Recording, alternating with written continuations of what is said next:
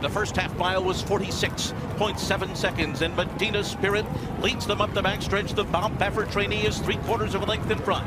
Soup and Sandwich on the outside second. Mandaloon drafts in right behind the front runners, third on the inside. Then it's Helium in fourth. Hot Rod Charlie behind them. Essential Quality begins to move on the far outside as they make their way around the far turn. Medina Spirit is still the leader here. And Mandaloon comes on the scene on the outside, a half length behind. Essential Quality is put to pressure. Hot Rod Charlie right in behind the leaders. Flavie and Pratt asking him to go now as they make their way to the top of the stretch. Medina Spirit and Mandaloon are stride for stride. Hot Rod Charlie and Essential Quality closing on the outside. The four of them come into the final furlong.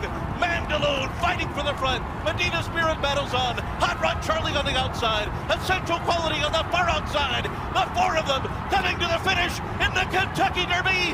Here's the wire. Bob Baffert does it again. Medina Spirit has won the Kentucky Derby. Mandaloon was second. Hot Rod Charlie was third. Essential Quality was fourth. 2:01:02 the final time. Bob Baffert stands alone with 7 Derby wins. Well, maybe not. We're going to find out about that on the show tonight. Welcome back to Sports Talk. Doug Miles with you. Don Henderson actually not with us tonight. He's actually doing another show that is based out of Tampa, based on Philadelphia sports, but he will not be with us. But joining us tonight, as we always like to do during this time of the year, is our old buddy Pete the Prophet, who has followed horse racing since he's about 5 years old. He grew up about a mile away from Belmont, as I did, and he joined us by telephone tonight. And Pete, I know it's been a while since we chatted with you, but apologies for that, but good to have you back. And good to be back. I hope Don's not doing a competing show. I mean, that would be... It is a Wednesday night show he does. It's a bunch of guys that talk Philadelphia sports, since he was a Philadelphia guy, too. So I'm not on that one that much. Very, very rarely. That'll last five minutes talking Philadelphia sports. So we can go on. I offered him to come on because he, if he could call in his other show a little bit later. He said he'd like to, but he was already committed and he couldn't do it. That's too bad. I'm sure he'd have a really good opinion about all that went on. And let me tell you, for a race that had I didn't really even know who was running in the race. I had no interest this year in the field. A couple of the big horses which were actually Baffert horses, got injured, and I really couldn't care less. And now all of a sudden, the race has got a lot of interest, and got things to talk about. Yeah, I agree with you, Pete. We talked about it before we went on. We've always, you and I, since we were in elementary school, basically, have followed horse racing going back to, 1970, probably the first time I remember kind of following it originally. And over the years, we watched the Derby, and I really had no interest as well. I wasn't going to watch it at all. Then I got the Sirius satellite. I listened to the race. Sounded pretty good. I watched the replay. It was on YouTube later on. A very good race. And then, all right, big deal. That's it. Last year, it was kind of a ho-hum anyway because they didn't have it till later in the year, obviously. But once it all came out now with this Bob Baffert story, and this story's been lingering not just since the Derby, but for really several years now. I mean, it goes back last year, I think Arkansas Derby, was it? And then even before that, there's been whispers, and now much more than whispers, of problems with drugs in a lot of horses that he trains. So let's get into it. You take it from there. Yeah, it's interesting that, he is the face of the Derby. He's not exactly like the Asmussen is another trainer that has had, tons of also different violations. There are other trainers that have had many violations, but he's the Derby guy. So, this coming up now after him winning the 7th and, being the first and then for this to come up and the way he's, kind of backtracking and he's kind of doing all he can do, all the right things he could possibly do. But it's a really big deal. Even the way they're kind of handling it when you start hearing some of the explanations as to why it might have happened. I don't know if you heard the one about I don't know if his assistant trainer might have went to the bathroom near the hay and he had taken the product and that was why it was contaminated. And now the new story is about a cream they used up until the day before that has the product in it. This is going to go on for a very, very long time because, you saw how long ago when the disqualification, a couple of years ago of the horse, and that went into court for a while. Imagine what this is going to be based on a drug test. What I don't understand, Pete, and of course you've been around the sport more involved than I have, but just, as you said, we both grew up a mile away from Belmont Racetrack. We kind of, we even knew some of the trainers. One guy lived across the street from me is a very well-known trainer, but horse trainers are supposed to know everything about their horses. How does a trainer not know what medication his horse is getting? And if he doesn't know, he shouldn't be a trainer. Well, especially if it's the cream, that would be kind of unbelievable, because this particular drug is allowed in this system, but not before 14 days. He can't be treated with it. So, this is where they bring up this cross-contamination, which has happened in the past. There have been cases where something gets into the hay, let's say, right, and it does cause a positive. But if this second sample that gets sent out comes back positive, he's really going to be up against it, which makes the race, really interesting. The horse that ran second is not running in the Preakness, and that's interesting to me because he could actually be a Triple Crown winner in a bizarre sort of way if he runs in the race. And he ran a big race and is actually a very good horse, would be very competitive in that race, and then win the Belmont. That would be a really sort of strange Triple Crown. But, Baffert had his positive in the Arkansas Derby this year. I think he's had 11 total with these sort of things. And listen, no one is being silly here. There are drugs out there.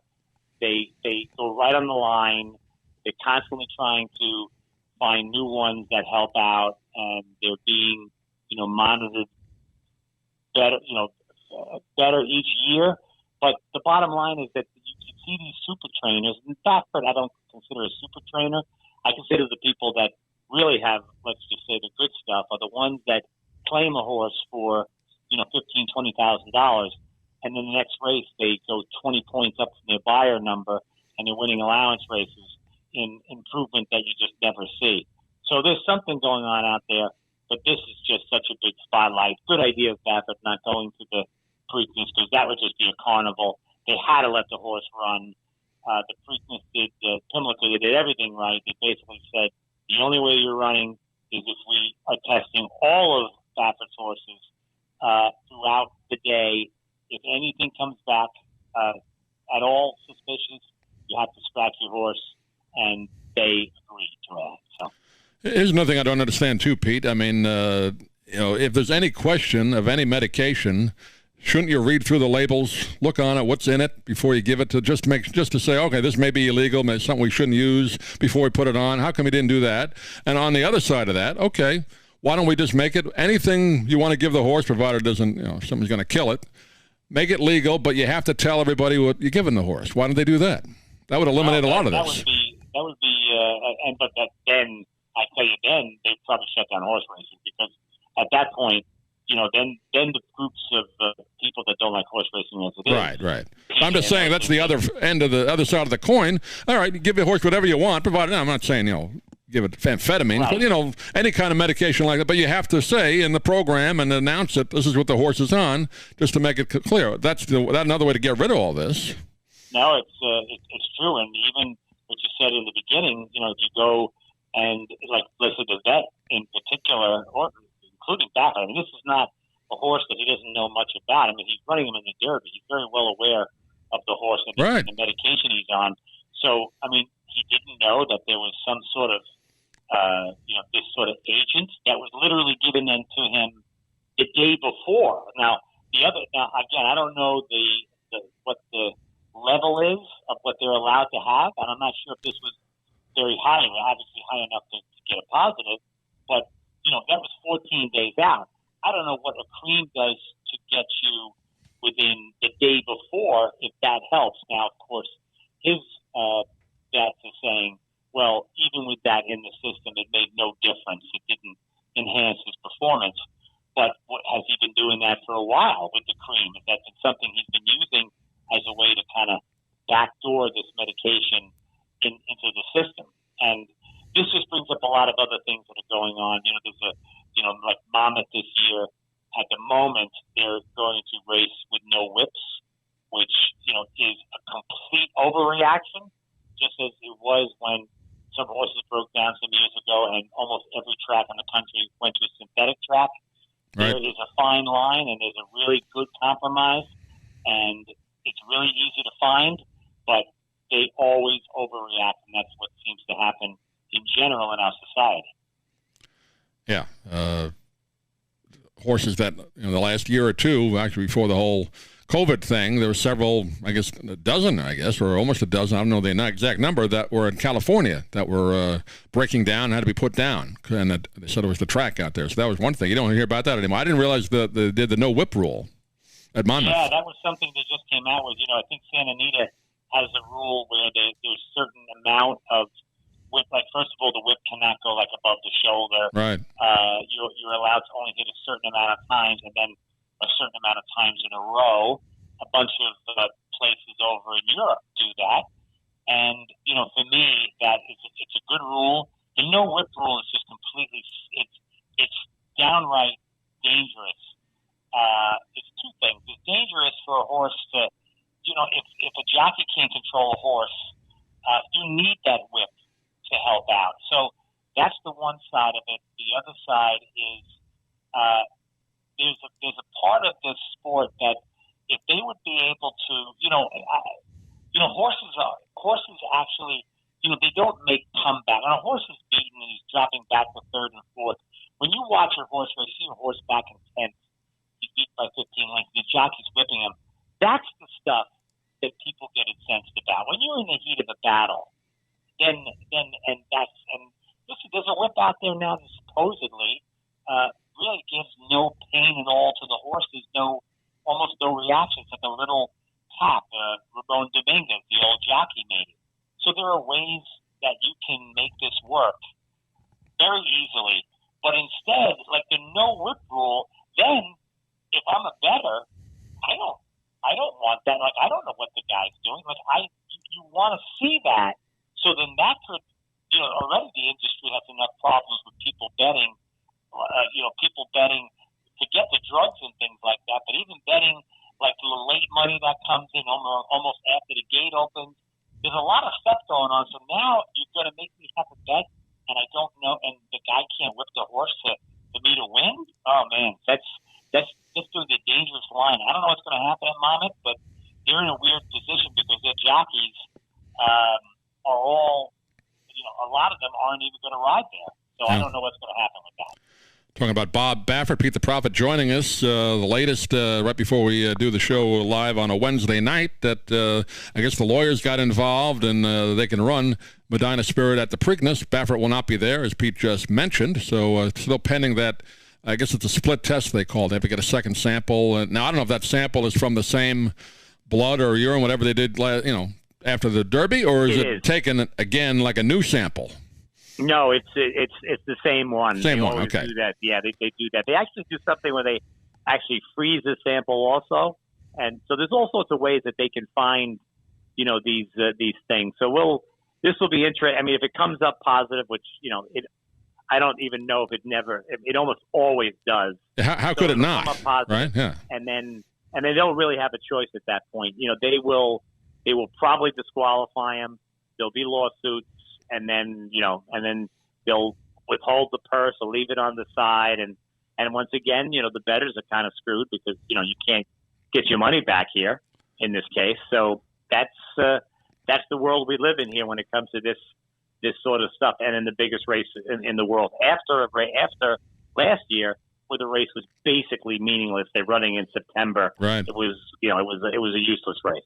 What is the deal with the betting? I guess anytime they said it was an official race at the time, so that ends it, right? No matter what happens after that, legally in the courts, your ticket is no good, right? If you bet on that's it. Yeah. Nope, you're done. And almost every single year, whenever something like this happens, even in other races, there's always some bettor that does. It's usually a lawyer because you're not going to pay a lawyer to actually go after this. There's a lawyer that has nothing better to do, and he tries to sue to get his money back, and it never works. It's just the way they do it. They can't Then there'll be no way to do it anyway. The winner of that race, they're not going to give their money back, right? Yeah, and how are you going to collect? Of course. Yeah, right. Of course not. You can't go back and do it. So it's just going to be. But they can do the prize money, though. They can make Baffert give back the prize money, or maybe they haven't given it to him yet. It's probably being held anyway, right? Well, they've frozen it, yeah. So now it'll help now. And then I don't know if they're going to hold it if they disqualify him. If they're going to hold it until after. He won't even be second then, right? Won't he be just completely out of the race? You won't get any second place. Yeah, right. Yeah, he's out entirely, which is why, the winner. And let me tell you, the other thing is, to be a Derby winner, obviously the money and the prestige is great, but as a stallion, it's a gigantic deal. Horse that runs second now, he gets moved up to first. It's a big deal for him. So they're gonna want this thing adjudicated quickly, right? Because if, let's say, this horse retires at the end of this year, that's going to be a lot of money for him as a stallion if he is really a Derby winner. So there's a lot of money on the line. There's going to be lawsuits flying all over the place. And they want those horses now to get right in the old shed. They don't wait anymore. They don't wait anymore. I was just rereading the Seabiscuit book now. Not that that was a billion years ago, but I mean, they literally ran every single week. Every week, every 2 weeks, yeah, right. And they would get on a horse. They would get from Chicago. They get on a train, and they go to Santa Anita. They go to New York. They go to Louisiana. They'd be flying. They'd be and no flying. It was all done by rail, and they run constantly. You see this stuff. It's just amazing how many times that they would run in a race. And even recently, I feel that a spectacular bid. There was a horse that ran in like a Jersey race, maybe after the Preakness. I don't know. But I think it was spectacular bid that you mentioned. I think he did run. Yeah.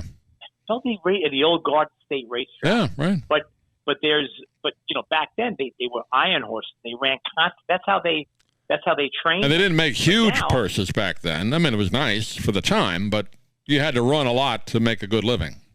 Well, you hear, when in the Seabiscuit book, they talk about the $100,000, which was the Santa Anita handicap. That's $100,000. And back then that must have been like a, $2 million race. Right. And it was a big deal for us now. It's an allowance race at Belmont right now. So it's no big deal, but, imagine that. And now, horse runs 4 times before the Derby, maybe runs 3 or 4 times more, maybe. And then maybe they run as a 4-year-old, very rarely, and then that's it. It's all over at that point. Yeah. So that's the world where we are right now. Before we move off of horse racing, we'll just kind of wrap it up with this. Bob Baffert, obviously controversial, not just for this race, but as we mentioned, several years now. I would imagine now people are finding it very difficult to root for him, no matter what happens with this particular race. Legacy is important to these guys. Does he go down as a huge cheat, no matter what happens here? I mean, what's the deal with him? I don't think so. He's got a personality that kind of supersedes it, and as long as he is, he's going to be able to hide behind this excuse, and it's gonna get okay with him. But the bottom line is, he'll definitely take a little hit. I mean, already as it is, Spendthrift Farm, which gives him a lot of horses, has paused with him, and they won the race last year with him, the Derby with him last year, which was part of that MyRacehorse.com, which actually I'm in. The MyRacehorse.com, you can basically spend $60 and literally own like 1/1000th of a share of a horse. That's who won the Derby last year, and even they've said they're taking horses away from Baffert. So a lot of people have taken their horses away from Baffert, but it's like the politics too. Somebody says something wrong, and then all the big companies hop on board for the time being. It's fashionable, but listen, Baffert's one of the best in the business, and he'll get his horses back. But no matter what, this is a big blow because any Derby that comes up, that's the question they're going to ask him. He can win another one, and that's the question they're going to ask him. Medina Spirit wins this race, and then they go, well, would he have won it without it? If he loses the race, that's the kind of horse he is. It's he's in a bad situation. He's handling it right. I mean, he's coming out in front, but he's not coming out and just saying like, They're totally wrong. He understands how this looks if he comes off looking arrogant. Medina Spirit 9-5 as the opening, at least post position draws, and a Concert Tour was second favorite 5-2. We won't go through the whole field here, but just 10 horses at the Preakness. Now I know last year when we did this, Pete, Pimlico was again in a situation where they were just had to, I think, pass a special legislation is to have a brief meet because that track is in such disarray. I haven't heard anything about the condition of the track. Did they do anything to it since last year and make it better, or is it the same? No, they've done nothing to it. The other thing, the thing that actually was interesting was their other track where they race basically not year round, but Laurel? Most of the time at Laurel. They shut down early because their racetrack had a lot of problems. Their physical racetrack, so they ended up going to Pimlico a couple of weeks early. And so, again, nobody goes to the track anymore anyway. So it's, it wasn't a big deal that they went there. But that's just, they're not doing anything about it. They're going to keep the Preakness there. There won't be many people. I don't even know what they're doing this year. I don't even know how many fans are allowed. Yeah, I haven't heard that. Baltimore, Maryland has been kind of, in a shutdown mode like New York where you are, Pete. So I don't know what the deal is. Yeah. I'll be curious. I'll be curious to see what happens even at Belmont. They've already, they're doing the whatever the governor has allowed. I guess it's 20%, and as of some date very soon they might go to 33%. But that's only 30 or 20% of the seats. So there aren't. Belmont's got like 30,000. No infield walking around or standing room. No. Yeah. I mean, I don't know about the Preakness, but certainly not at Belmont. Yeah. You can walk around the backyard, but only to a point. They have the new stadium there, so that's just hanging out there in the back. I haven't been over there yet because NYRA did their usual thing. They had this fantastic, beautiful ad, and all the jockeys sitting there going, "Oh, we welcome. We're so happy you're back. You're so happy you're back." And then they charge $15 per ticket and a $7.50 charge if you have to buy it on Ticketmaster to sit on a regular Thursday day card where they run 8 races with 6 horses a race. Only NYRA. $15 to get into the track. Holy cow! $15 to get in a bar. Well, first of all, Doug, they give you a program which basically nobody uses, and they also give you premium parking, which costs $3 normally, and that's their deal. And then you spend $7.50. Or Ticketmaster or Ticketron, whatever the name is, to sell you the ticket. So, once again, they do wrong by the fans, and they can have 50 some odd thousand people at Churchill, and apparently COVID took a day off that day because they allowed that amount of people. Same thing with the Florida Derby, but Belmont can't allow 60 people in on a Thursday when there's nobody there, and they make it sound like there's a big deal. They're absolutely the overreaction and the stupidity really goes far and beyond. But NYRA usually leads the way. As they went bankrupt a couple of years ago. Amazing. Absolutely, my friend. Yeah. Absolutely. Yeah. Well, speaking of Belmont, you mentioned the new arena there. Hockey will be played there next year. They did the final, at least regular season home game with the Islanders the other night. They'll play the playoffs there as long as the Islanders are in it. But let's talk some hockey. Pete, a team you and I have followed again, I guess, since, from May 1970. I guess you the same. A big cleaning house, one of our favorite goaltenders. John Davidson, who was brought in as president just about 2 years ago, he's out. The team general manager, he's out. And now today, the coach, David Quinn, he was only there about 3 seasons, I believe, and he's out. So Jimmy Dolan usually has kept his hands off the Rangers, but I guess his hand is in this cleaning house, and it's a big mess. Well, it's 2 words, and it's, as I usually say, when it comes to ineptness, I say NYRA. When it comes to anything to do with the basketball or anything to do with MSG, I say Jimmy Dolan. Yeah. And right there, I mean, the fact is that they finally had a plan. They decided to go youth. They did it. I think was only one player since their 2014 Stanley Cup run that was on the team. They went youth. They have a lot of talent. They're growing into it. And John Davidson is a kingmaker. And John Davidson. He's the man. The fact that he would only give him a little while and let Sather stick around for all that time. Just shows you the way he holds people up as prima donnas. You know, he held Sather up right. as a god, and I'm sure Davidson gave him some flack, and wasn't just a little pushover and didn't kiss the cross of Dolan, and that's why he's out. And I probably because of that incident, with on the rink with when the Rangers are getting beaten up again, brings you back to the old days of Dale Rolfe and and the Rangers with the Flyers and the Flyers. Yeah, I mean that's just one of those things that you need to have a couple of tough guys and to police themselves. But I thought that was such a silly move. And if you're going to do anything, to me, the move would have been to fire Quinn. I mean, if you want to do anything, I don't think Quinn should have been fired either. But but to get rid of the people behind the scenes who are sort of the architects this new vision really didn't make any sense. And it's I don't know, and I don't know Chris Drury. I don't know if that's going to be some fantastic name. But again, I think Dolan feels something for this man, and now we're going to have a whole new hockey team. We've had a lot of bad GMs and stuff in the business. Just look over at the Islanders now for really, really bad GMs, and now to a master GM and a master coach. Yep, doing well over there. But, JD, I mean, you and I saw him play goal, really outstanding goal. Never quite as, I think, at the level of Eddie Giacomin, but he was very good in those late 70s, the year they went to the Stanley Cup in 79, and really only got 1 year, and you can kind of almost throw last year out with, those games were hardly played or weren't played at home at all. They were all up in Canada. So you really got to throw last year out, and he didn't get a chance to really do anything. It's a crime.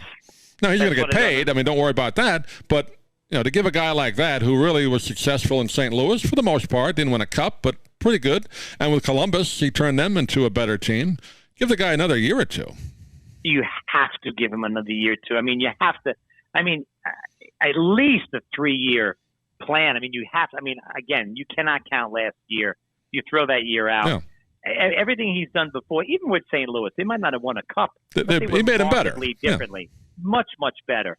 Same thing with Columbus. I mean, he's done just a great job, and now he's coming home. He's got the ability. He made some great moves. Everything was really going in the right direction. To get rid of him is just so short-sighted and so Jimmy Dolan.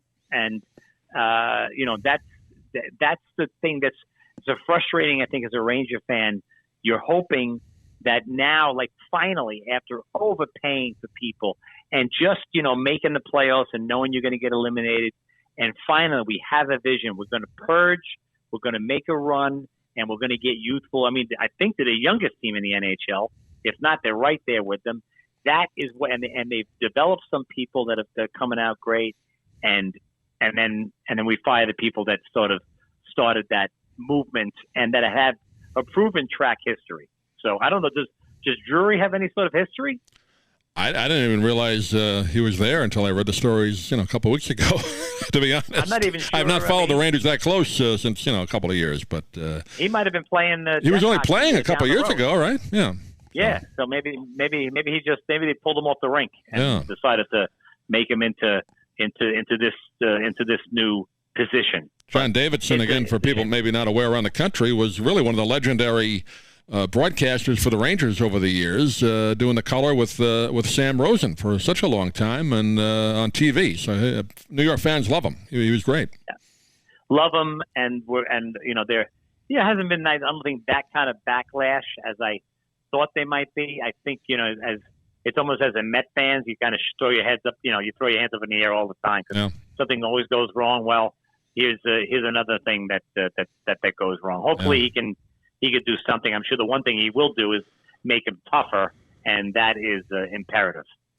I think John Davidson, you might see him back in the booth. Of course, he worked on NBC for a long time doing the games. He may be with, I think, Turner and ABC, I believe. No, not ABC. I think ABC, yeah, got NHL for next year, so he might wind up back doing the national games, maybe with Kenny Albert. So, very good broadcaster. He might be there. Yeah. Is Doc Is this Doc's last year? Or Doc actually retired after last year. That was it. I won't even watch a playoff game now. Yeah. I can't even imagine the Stanley Cup without. No. He did it from home. They set up the remote broadcast for most of the guys back last year, and then of course the network did it as well. And he was a little older than I thought. I mean, he's not an old man, but he was in his early 70s. I thought maybe he was a little younger, but he said he had enough, and that's it. But really, the Vin Scully, we've talked about it before, the Vin Scully of hockey broadcasters. Nobody better. Clearly, boy, you ever want to go on YouTube and check out some of his calls, that are magnificent, and he's the voice, and I'm going to miss that voice. There's no one that I feel that is anywhere. At least for me, there's nobody that gives me that juice. His descriptions, his narrative, his vocabulary, second to none, and his excitement, and his voice. The high to low, how he do it.